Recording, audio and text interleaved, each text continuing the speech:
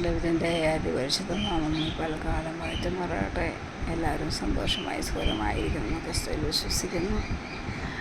ഇപ്പോൾ കാലം നമുക്ക് ദൈവം ഏൽപ്പിച്ച ഒരു 7 എന്നെ ദൈവം തെളിച്ചത് ഒരു ക്വസ്റ്റ്യൻ, ഒരു ചോദ്യം, 7 ചോദ്യങ്ങൾ അത് വചനവുമായിട്ട് താരതമ്യം ചെയ്യുവാൻ ചിന്തിക്കുവാൻ ഞാൻ ഈ കാലം ആഗ്രഹിക്കുന്നു.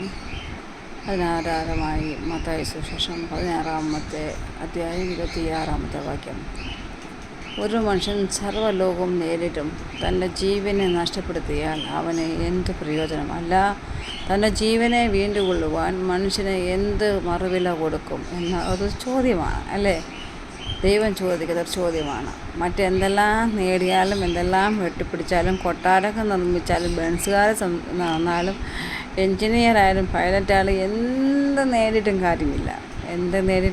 അതിന് മറുവില ദൈവം നൽകിയ ജീവന് മറുവില കൊടുക്കുവാൻ എന്തുകൊണ്ട് കഴിയും? മനുഷ്യന് എന്തുകൊണ്ട് സാധിക്കുമെന്നാണ് കർത്താവ് ചോദിക്കുന്ന ചോദ്യം. ഈ ലോകത്തിലെ സകലതും സ്വന്തമാക്കുവാൻ ഒരു വ്യക്തിക്ക് കഴിയില്ല. ഇനി നേടിയാലും ആത്മാവിന് രക്ഷ പ്രാപിക്കുന്നില്ല എങ്കിൽ നാം പ്രാപിക്കുന്നത് കെടാത്ത തീയും പുഴുവും നിത്യതനുമുള്ള ഒരു നരകമാണ്. സ്തോത്രം. ദൈവത്തിൻ്റെ വചനം പറയുന്നത് 1-ാമത്തെ ചോദ്യം ഇതാണ്: ഈ ഒരു മനുഷ്യൻ സർവ്വലോകം നേരിട്ടും തൻ്റെ ജീവനെ നഷ്ടപ്പെടുത്തിയാൽ അവന് എന്ത് പ്രയോജനം? സ്തോത്രം. 2-ാമത്തെ ചോദ്യം ഇതാണ്, മത്തായി സുവിശേഷം 16-15. നിങ്ങളോ എന്നെ ആർ എന്ന് പറയുന്നു? അതൊരു തർക്കമാണ്. നമുക്കതറിയാം, ആ സ്റ്റോറി അറിയാം. ചിലർ യേശുവിനെ ക്രിസ്തുമതം എന്ന് സ്ഥാപിക്കുവാൻ വന്നവൻ എന്ന് പറയുന്നു, ചിലർ പ്രവാചകൻ എന്ന് പറയുന്നു, ചിലർ വിപ്ലവകാരി എന്ന് പറയുന്നു, ചിലർ സത്യത്തിന് വേണ്ടി നിലനിന്നവൻ എന്ന്, ചിലർ സൗഖ്യദായകൻ എന്ന് പറയുന്നു. നിനക്ക് ക്രിസ്തു ആരാണ്? ഈ ചോദ്യം കർത്താവ് ഓരോരുത്തരോടും ചോദിക്കുന്ന ചോദ്യമാണ്. യേശു കൂടുതലുള്ള സ്നേഹിച്ച ശിഷ്യന്മാരിൽ ഒരുവനായ പത്രോസിനോടാണ് കർത്താവ് ഈ ചോദ്യം ആദ്യം ചോദിക്കുന്നത്. അതിന് മറുപടിയായി പത്രോസ് പറഞ്ഞത് ഇങ്ങനെയാണ്: നീ ജീവനുള്ള ദൈവത്തിൻ്റെ പുത്രനായ ക്രിസ്തു. സ്തോത്രം. മത്തായി 16 അത് വ്യക്തമായി പറയുന്നു. ഈ വിശ്വാസ പ്രഖ്യാപനം ഓരോരുത്തരുടെയും ഹൃദയങ്ങളിൽ ഉണ്ടായിരിക്കേണ്ടതാണ്. നമ്മളോട് ദൈവം ഇങ്ങനെ ചോദിച്ചാൽ, ദൈവം നിനക്ക് ആരാണ് എന്ന് ചോദിച്ചാൽ, ഈ പത്രോസ് പറഞ്ഞതുപോലെ ഉറച്ചൊരു മറുപടി പറയാൻ നമുക്ക് കഴിയുമോ? നിൻ്റെ ജീവിതത്തിൽ ആരാണ്? ഇപ്പം നമ്മൾ ഓരോരുത്തരും നമ്മളെ ജീവിതത്തിൽ ദൈവം നമ്മുടെ ജീവിതത്തിൽ ആരാണ് എന്ന് ചോദിച്ച് ദൈവം അത് പത്രോസിൻ്റെ മത്തായി 16 വായിക്കുന്നുണ്ട്. അപ്പോൾ ദൈവം പറയുന്നൊരു മറുപടി, ദൈവം യേശുവാണ് നിനക്ക്, സ്വർഗസ്നായ ദൈവമാണ് നിനക്കത് വെളിപ്പെടുത്തി തന്നതെന്ന് പറയുന്നുണ്ട്. അപ്പോൾ നീ ജീവനുള്ള ദൈവത്തിൻ്റെ പുത്രനായ ക്രിസ്തു എന്ന് മറുപടി പറയത്തക്കോണം നമ്മൾ ഓരോരുത്തരുടെയും ജീവിതത്തിൽ വിശ്വാസ പ്രഖ്യാപനം ഓരോരുത്തരുടെയും ഹൃദയത്തിൽ ഉണ്ടായിരിക്കേണ്ട അത്യാവശ്യമാണ്.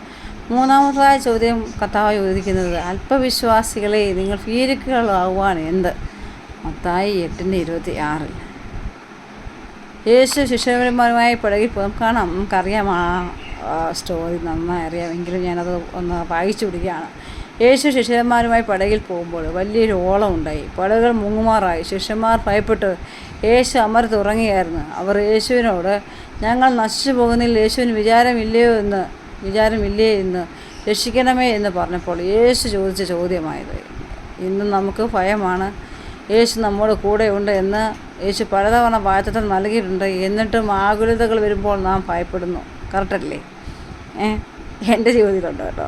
എൻ്റെ ജീവിതത്തിൽ ചെറിയൊരു പ്രയാസം വരുമ്പോൾ ചിലപ്പോൾ ഞാനിങ്ങനെയാണ് ദൈവത്തോട് ചോദിക്കുന്നത്: അപ്പാ, ഞാൻ അങ്ങേ അപ്പാന്ന് വിളിക്കുന്നുണ്ട്, നീ എൻ്റെ കൂടെ ഉണ്ടോ? നീ എന്നെ തിരിച്ച് മോളേന്ന് വിളിക്കുന്നുണ്ടോ? നീ എൻ്റെ കൂടെ ഉണ്ടോ കർത്താവേ? ചിലപ്പോൾ ഞാൻ അങ്ങനെയൊക്കെ എൻ്റെ ജീവിതത്തിൽ പ്രതികൂലങ്ങളും പ്രയാസങ്ങളൊക്കെ വരുമ്പോൾ ചില സമയത്ത് അങ്ങനത്തെ ചിന്തകളൊക്കെ ചില സമയത്ത് വന്നു പോകാറുണ്ട്. പക്ഷേ ദൈവം പറയുന്നത്, പ്രതികൂലത്തിൽ അങ്ങനെ നാം തളർന്നു പോകുന്നവരായിട്ടല്ല. ആകുലതകൾ വരുമ്പോൾ അല്ലെങ്കിൽ പ്രയാസങ്ങൾ വരുമ്പോൾ അങ്ങനെ നാം ദൈവത്തോട് ചോദിക്കാൻ പാടില്ല ഒരിക്കലും. യേശു ശിഷ്യന്മാരുമായി പടകിൽ പോയ യേശു ആ അമരത്ത് കർത്താവ് ഉറങ്ങിയായിരുന്നു. അവർ യേശുവിനോട്, ഞങ്ങൾ നശിച്ചു പോകുന്നതിൽ കർത്താവേ നിനക്ക് വിചാരമില്ലേ, രക്ഷിക്കണമേ എന്ന് ഭയം നിറഞ്ഞവർ ചോദിക്കുക. യേശു പലതവണയും നമുക്ക് ദൈവം വാഗ്ദത്തം നൽകിയില്ലേ? നമ്മളെ ഹൃദയത്തിൽ എന്തുകൊണ്ടാണ് ഇങ്ങനെ ചിന്തകൾ വരുന്നത്? അത് പിശാച് കൊണ്ടിരിക്കുന്ന ഒരു തന്ത്രമാണ് കേട്ടോ മക്കളെ. അതിനാൽ പ്രതികൂലങ്ങളിൽ പതറാതെ എന്നെ ശക്തനാക്കുന്ന മുഖാന്തരം ഞാൻ സകലത്തിനും മതിയായി എന്ന് വിശ്വസിച്ച് മുന്നേറുവാൻ കഴിയണം. കഴിഞ്ഞ ദിവസം എൻ്റെ മോൻ്റെ എക്സാമായിരുന്നു, മെഡിക്കൽ MBBS എക്സാം. അപ്പോൾ ദൈവം എനിക്ക് തന്നൊരു വചനം തന്നെയാണ്: നിന്നെ ഞാൻ പടക്കൂടെ നേരെ ചെല്ലും, എൻ്റെ ദൈവത്തെ ഞാൻ ഈ മതിൽ ചാടിക്കടക്കും.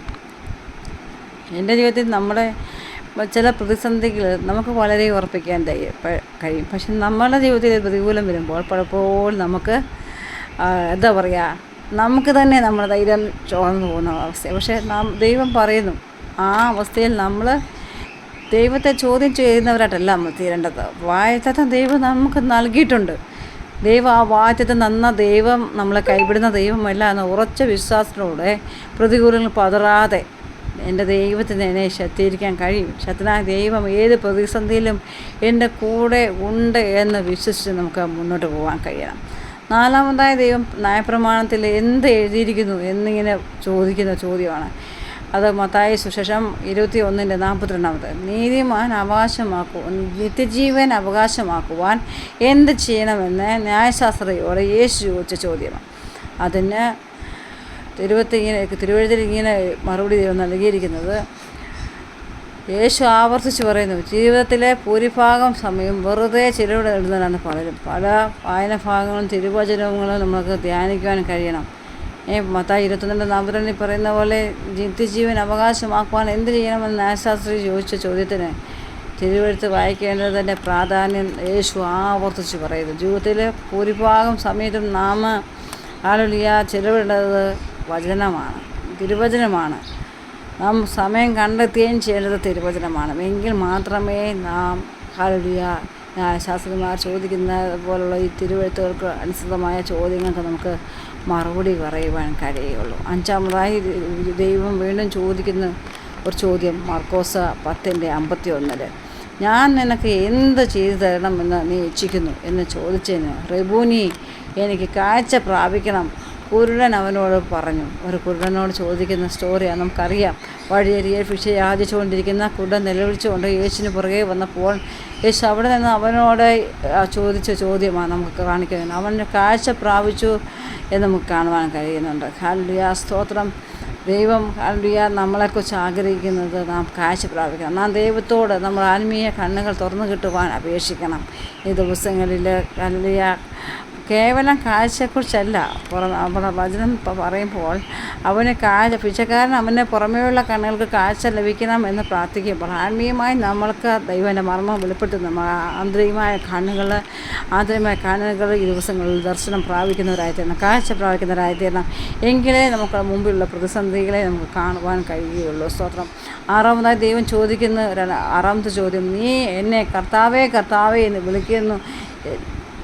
വിളിക്കുകയും ഞാൻ പറയുന്നത് ചെയ്യാതിരിക്കുകയും ചെയ്യുന്നത് എന്ത്? സ്തോത്രം. ലൂക്കോസ് 6:46 നമുക്ക് കാണുവാൻ കഴിയും. നമ്മളങ്ങനല്ലേ എപ്പോഴും യേശുപ്പച്ച എന്ന് വിളിക്കും. നമ്മൾ കത്തപ്പച്ചൻ്റെ ഇഷ്ടം കറക്റ്റായിട്ട് ചെയ്യുന്നുണ്ടോ?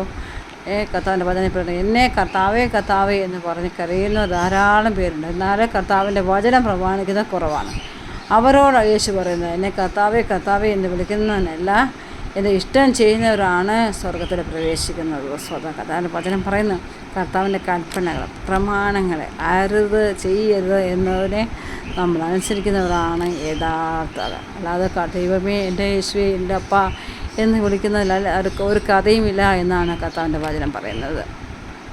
ഏഴാമത് കർത്താവ് ചോദിക്കുന്ന ചോദ്യം, യോഹന്നാൻ്റെ മകനായ ശിമോനെ, നീ ഇവരിലധികമായി എന്നെ സ്നേഹിക്കുന്നു. യോഹന്നാൻ്റെ സുവിശേഷം 21:15 വാക്യമാണ് ഞാൻ വായിച്ചത്. അപ്പോൾ നമുക്ക് അതിനെ കാണുവാൻ കഴിയുന്നുണ്ട്. താൻ ഏറ്റവും കൂടുതൽ സ്നേഹിക്കുന്ന ഗലീല യോഹന്നാനോടാണ് കർത്താവ് ചോദിക്കുന്നത്. തന്നെ ഏറ്റവും കൂടുതൽ സ്നേഹിക്കുന്ന ശിഷ്യനെ ഗലീലക്കാരനെ സാക്ഷി നിർത്തി യേശു മറ്റു ശിഷ്യന്മാരോടൊപ്പം നിൽക്കുന്ന പത്രോസിനോട് 3 തവണ യേശു ആ ചോദ്യം ചോദിക്കുന്നു, ആവർത്തിച്ച് ചോദിക്കുന്നു. 3 തവണയും പത്രോസ് മറുപടി പറയുന്നു. യേശു തൻ്റെ കുഞ്ഞാടുകളെ നയിക്കാനുള്ള വലിയ ശുശ്രൂഷ പത്രോസിന് നൽകുന്നു. നാം യേശുവിനെ സ്നേഹിക്കുന്നുണ്ടോ എങ്കിൽ ശ്രേഷ്ഠകരമായ ഒരു കർത്തവ്യം യേശു നമുക്ക് നൽകുന്നു. യേശുവിൻ്റെ സുവിശേഷത്തിന് സാക്ഷികളാകുവാൻ, യേശുവിൻ്റെ സുവിശേഷം പങ്കുവയ്ക്കുവാൻ, യേശുവിൻ്റെ ചോദ്യങ്ങൾ നമ്മൾ ജീവിതത്തിൽ വിഷയമാക്കി ശ്രേഷ്ഠകരമായ ഒരു ജീവിതം നയിക്കുവാൻ ദൈവം നമ്മളെ സഹായിക്കട്ടെ. അതിനായി ദൈവം ഇടയാക്കട്ടെ എന്ന് പ്രാർത്ഥിക്കാം. God bless you.